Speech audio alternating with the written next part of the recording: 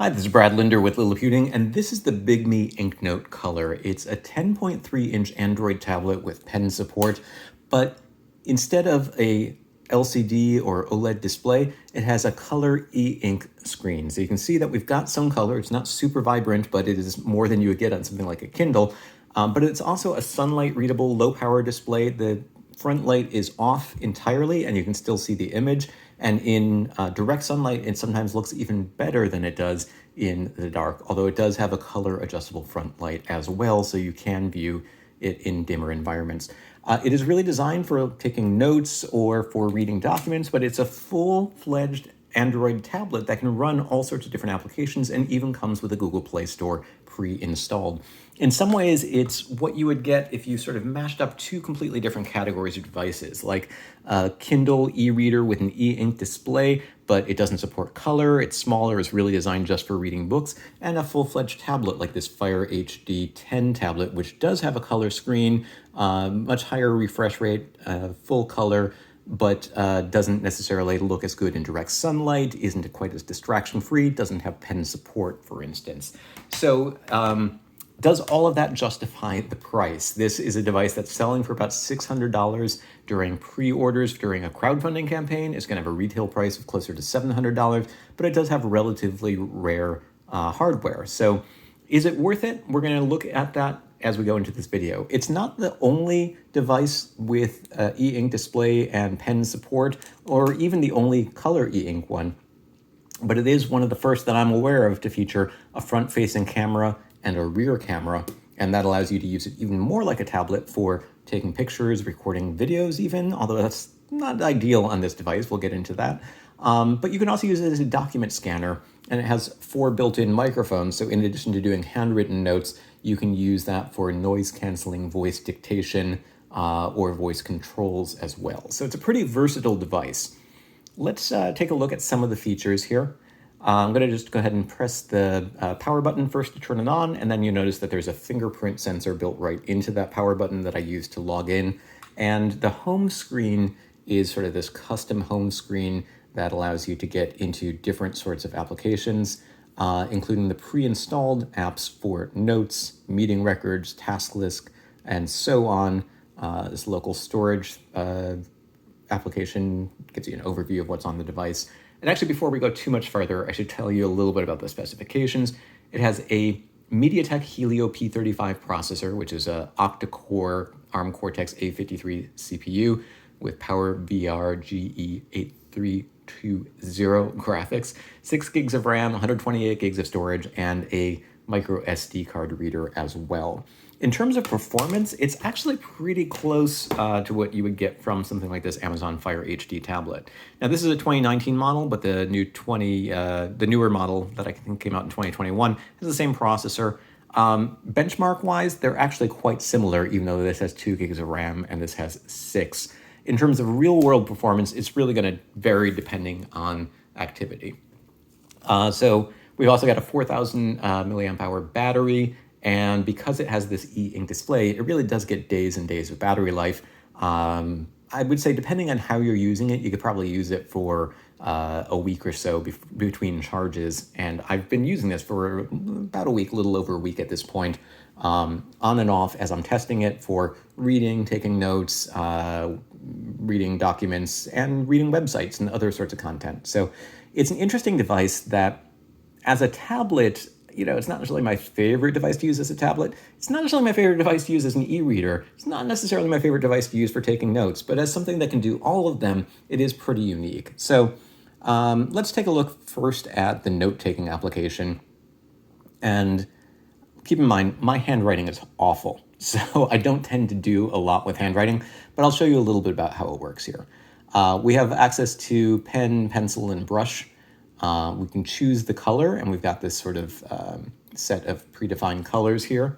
And, again, they're not super bright or super vibrant, but it does add a little bit more color than you would get from a typical e-ink device. So say I wanted to write something down in blue. I could say, hello, how are you? And if I wanted to try and convert that into printed text, there's an option from the more settings here. I can say transfer text, I don't think English was the first language of the people who developed this, and it shows in a couple of ways. One is that it thinks YOL is a word as opposed to you, and the other is that instead of transcribe text or something a little bit more that would make more sense, it says transfer text. You can get used to those quirks pretty quickly, and they're the sort of things that might be addressed in future firmware updates. I've already gotten, in the week that I've been using this, several firmware updates. So we can do, we can change that into text, or we can just sort of leave it the way it is. And we can also export the document as a PDF or a PNG file if we wanted to. I could also add some lines if I find it easier to work with them, make a checklist, for instance. So we've got all sorts of different formatting options here. And if I wanted to undo some of these things, let's hit the undo button. It's being a little funky. So let's do range, which I think is their way of saying eraser, and we can just erase. Let's delete this page.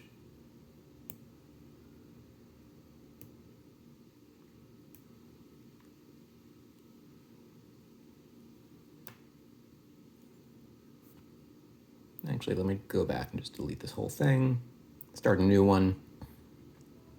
And so you can also change to brush. Give this person some nice blue eyes. Face, say his body's going to be a different color, let's say green. And you can see that we've got a little bit of pressure sensitivity here as well. So, generally speaking, you could use it for drawing pictures, annotating documents, all of those sorts of things. And this is just a note-taking application, but the pen can work sort of throughout the entire operating system. It is based on Android 11. And as I mentioned, there's pre-installed applications like the one that we were just looking at, the note-taking application. We've got a task list application, an ebook reader application, but you can also install third-party applications, and we'll get into those in a moment. Before we do that, I'll show you that you can also, if your handwriting is as bad as mine, record a voice memo, and it should translate your speech into text automatically. I find that this is actually much more accurate than the handwriting recognition, at least if your handwriting is as bad as mine. The words tend to come out looking pretty good. The punctuation leaves a little bit to be desired. It seems to insert periods in strange places. I haven't figured out a way to intentionally do anything like, say, add a comma to the end of a sentence, because if I say, for example, comma, it'll just put the word comma. No, actually, it did put a comma at that time. So it's a little bit funky. But anyways, this is an option, and it works pretty well. So you could do that to start out, dictating a set of notes that you could then just edit by hand. It's a little bit faster than typing, a little bit faster than doing it handwritten, particularly if you're a fast speaker the way that I am. And you can, from here, export the whole thing as a PDF or a text file and save it, transfer it to another device, etc. So that's the meeting memo or meeting record application. You can also view all applications installed on the device here. And so I'll show you one other pre-installed application before we get into some of the ones that I installed, which is the camera. Actually, I'm going to show you two, because first I want to show you the camera, which is a little bit of a weird thing to have on a device with an e-ink display, because it's got such a slow screen refresh rate, right? That it can be a little bit weird. You sort of see the jumpiness there.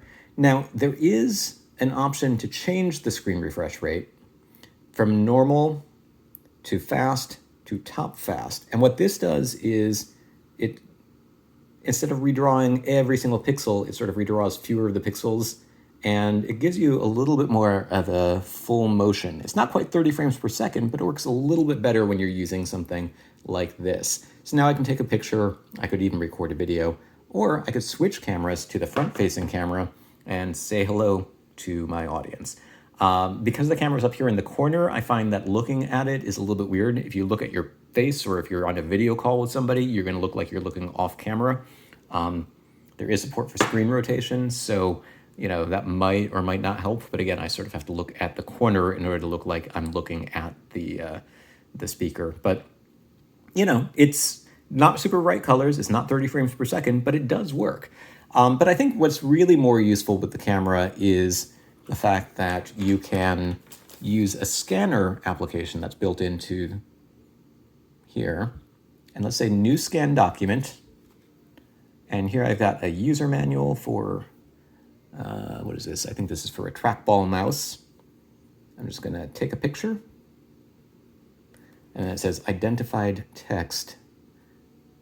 And it's going to recognize the text from that picture. Now this I find a little hit or miss as well.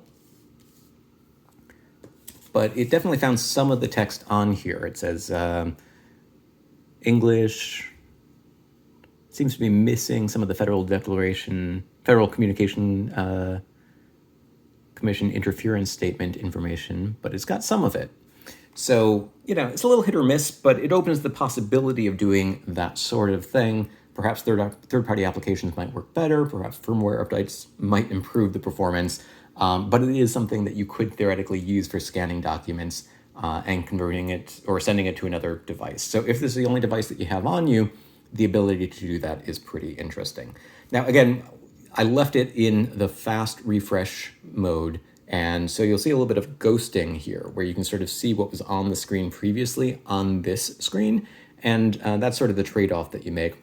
But you can force a full refresh and then that just sort of goes away. Another thing that you might want to do on a device with a color e-ink display, of course, is read content that might be in color. So for instance, I can go to the New York Times app here that I pre-installed from the Google Play Store. And it takes a little bit longer to load than it might on some other devices. But once I do that, now I've got color images. They're not particularly vibrant. We have a limited color palette and they don't really sort of jump out at you, but it's more than you would necessarily get if you were looking at just a black and white device. And you do have some options here. Let me get that picture a little higher up here. You do have some options for adjusting it. So again, we can go normal fast or top fast in terms of what everything's going to look like. But in normal mode, we have a vivid enhancement. And you can see it doesn't quite fully desaturate it, but it takes away a lot of the color if you're all the way down at the bottom. Or then we get a little bit more color when the vividness is up. Color brightness tends to make things look a little bit more washed out, but it is an option. And then dark enhancement is an interesting one where when you're viewing color content like this, often the black looks kind of gray. And so you can actually enhance it and make the black pop a little bit more at the cost of the pictures themselves. Sometimes when you crank this up, the pictures become harder to see. But it does sort of make it possible to read mixed content with text and images in a way that takes advantage of the color screen. So that's kind of nice to have. It's also worth keeping in mind that in top fast mode, again, if you sort of scroll, now you might get ghosting where you can sort of see the image is kind of still there on the screen unless you force a refresh. But you do have the ability to use it more like a full-fledged Android tablet where you have things like kinetic scrolling here that you wouldn't necessarily get else in the other screen refresh modes, because in normal mode, if I try to do that same thing, it just turns into more of a slideshow. I find that if you do want to avoid ghosting, though, the trick is tap the screen where you want it and just, that's not quite right. Drag and drop, so I can say where it says the word California, drag and drop it to the top. Instead of flicking it, now I know that that's going to be at the top. Of course, you can also use this for reading ebooks. There is a built-in e-reader application. I installed the third-party Kindle application on it, and it worked just fine. Other apps should work as well. But I think things like reading comic books or digital magazines might be a little bit more exciting. Again, you're not going to get, that's Google Play. I want to Google Play Books. You're not necessarily going to get the same vibrant colors that you might get in other things, but for instance, here is ElfQuest, a comic book that I was infatuated with as a child and really, really like. You've got color, but it's not super clear. I mean, it's not super bright. So, this is sort of red. Let's refresh it a little bit. Let's get one that has a little bit more color. So you've got a little bit more red and blue and everything else here. Refresh that. And then let's open up that same thing on the Fire tablet.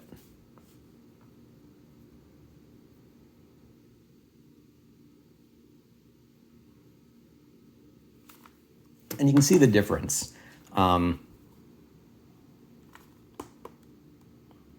Now the viewing angles are really, really nice, but the colors just look a lot more muted. You have a limited color palette. They're not as bright and vibrant.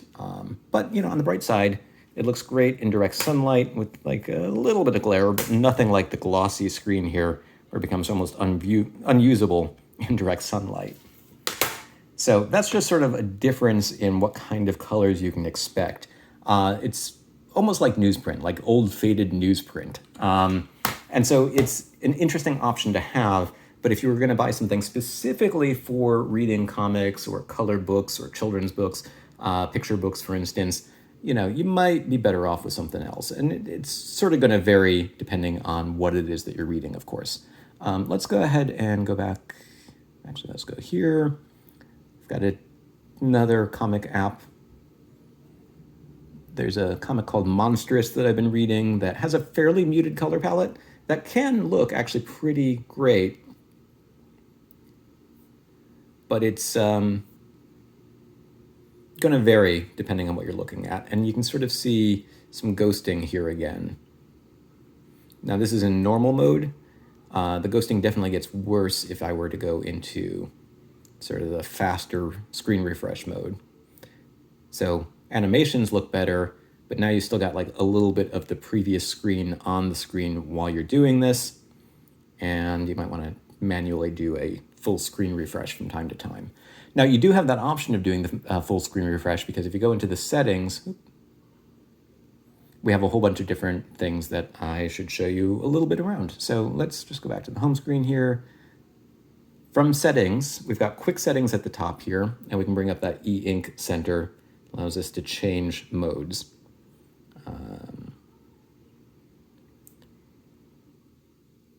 Again, quick settings, we've got our wireless network, Bluetooth, e-ink center, volume. There are no physical volume buttons, so this is how you would adjust the volume. You can take a screenshot, supports for Miracast screen mirroring, so you could use this to control a presentation on an external display, for instance. App optimizations allows you to, we'd need to open a third-party app, but let's open the recents view here, go into app optimizations. And from here, you can set defaults for screen refresh rate. What you can't do is set a default for the e-ink center settings for vivid enhancement, dark enhancement, color brightness. And that's a little bit of a shame, because I find that the ideal settings can really vary from app to app. So those are your quick settings. There's also this little speed up button that just frees up a little bit of RAM. And then brightness. So we've got color temperature adjustments here that are independent. So here's with less blue light, adding some blue light, taking away the warm light. And with none of this on at all, the screen is still visible as long as you've got ambient light.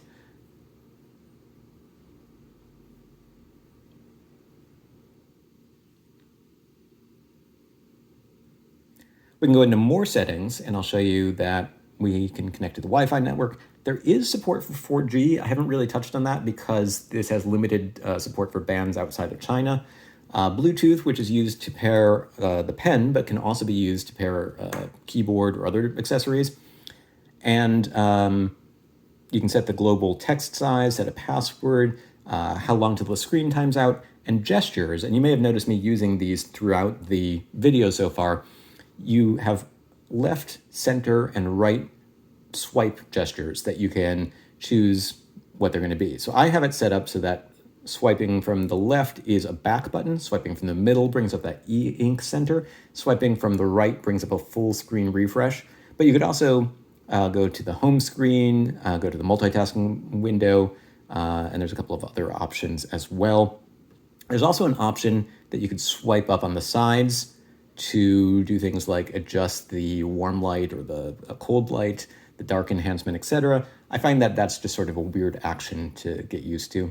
There's also this little button that you might have noticed on the side that gives you a home button, a back button, recents, refresh, cut, and power off. And it's a floating button, so you can actually move that to wherever it's most convenient for you, or you can hide it altogether if you don't like it. So there's lots of different options in here. There's also the option to manually do a complete screen refresh every time you change the page, or every 5 times or every 10 times. I prefer to do it manually so that you're not caught off guard when the whole screen sort of goes black and comes back. And then a couple of other settings in here for date and time and so on. System updates and Google Service certification.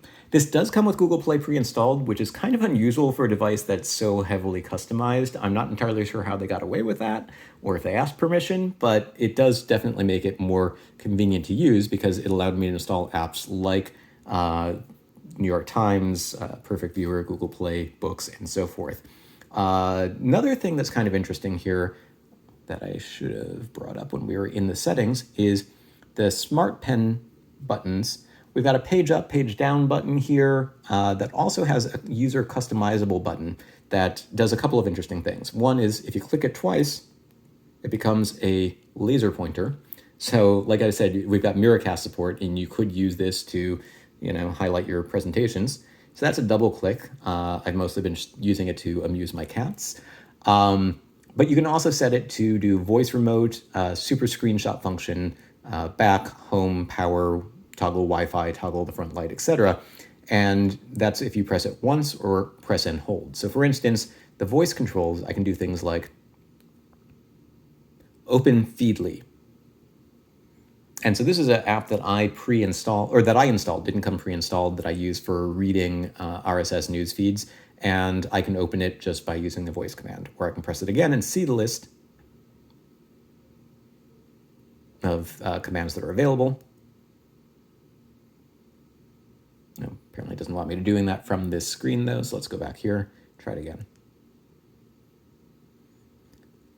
Return to home screen. Well, that was too easy.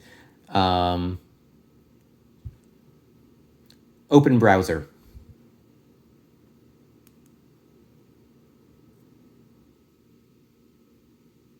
Okay, it's a little hit or miss. I can also press and hold it, and it should take a screenshot. There we go. And then if I wanted to, I could mark up that screenshot. So it has a lot of sort of interesting functionality there.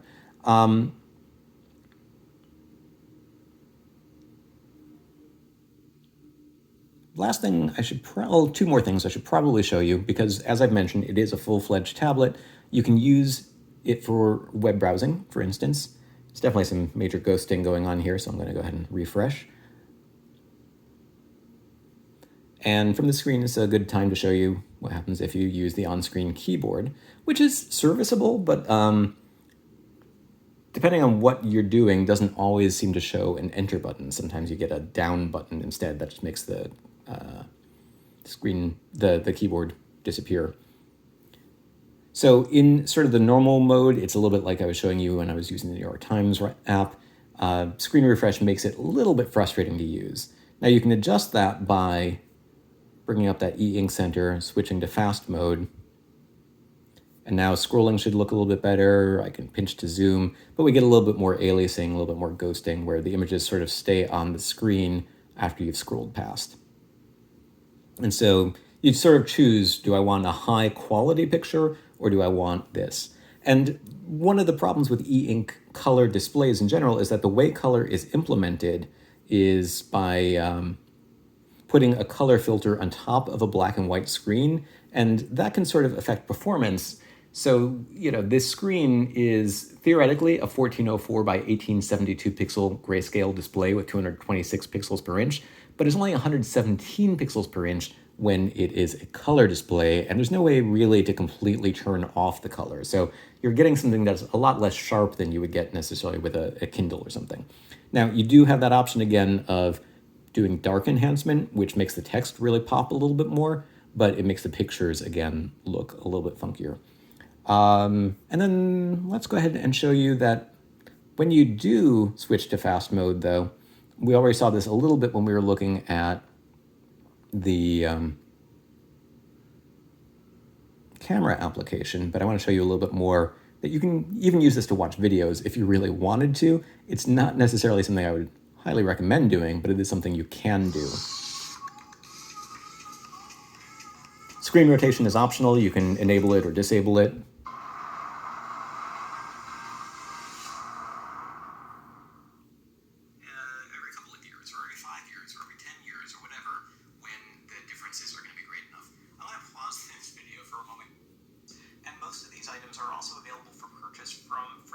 So this is what it looks like when watching a video, full animation, full, well, not quite full, but the color that's available. That's in top, the fastest refresh mode. In normal mode,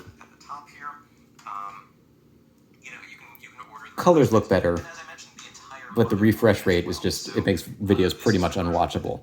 So it is a full-fledged Android tablet. It's not necessarily one I would recommend using for things like videos or gaming, but you could theoretically if you don't care about the fidelity. So for most people who just want to read ebooks, I would say something like a Kindle or a regular Android tablet would probably be better. For people who are just looking for a device for taking notes, black and white might be better because you would get a device that really has a higher pixel density, is just going to look sharper, is going to be a little bit more reliable overall. But there are a few devices that can do all the things that this can do, even if it doesn't necessarily do any of them best. So we've got, this pretty good pen with pressure sensitivity, with a laser pointer to amuse your cats, with multiple buttons that can be used for eraser or for special functions like taking screenshots or launching the voice commands, which let's see if it's working a little bit better now. Open browser. Home. Okay, so that's working. The pen, I should also mention, does have batteries. It's a Wacom pen, and it should be compatible. You should be able to use this with other Wacom devices, and you should be able to use other Wacom pens with this. But the pen does attach magnetically when you're not using it, and it charges while it's connected to these little pins. If we look around the other side here, there is a USB Type-C port that is for charging. Comes with a USB Type-C cable, but not a power adapter. And this little thing, if it looks like a SIM card slot, that's because it is, but it is also the micro SD card reader. The device comes with a pin that you can use to pop this open and access those too. We've got stereo speakers. They're not real loud. They're 0.7 watt speakers. They're not real high quality, but they're better than not having speakers at all. And you could use Bluetooth headphones if you really wanted to. It does support Bluetooth 5.0. The cameras are 8 megapixel rear and 5 megapixel front cameras, and the SD card reader does support cards up to 128 gigs. It weighs 477 grams. That's around a pound, give or take, and overall it's relatively comfortable to hold in a hand. It does have this sort of nice grippy area here. I mean, it's not like particularly grippy, but you're not going to put your hand over anything on the display. And the front has a very matte finish. The back has a sort of frosted glass style finish. I'm not sure if it's actually glass or plastic, but it feels a little bit glassy or glossy. And the version that was sent to me for review purposes came with this cover, which I don't love, but I mean, it does work. It covers the tablet, it includes a cutout for the rear camera, but when you're sort of holding it this way, it feels a little bit unstable. So it's nice to have a cover, but maybe not the best possible cover. So again, is it worth $600 to $700? I think it depends on what it is that you're looking for.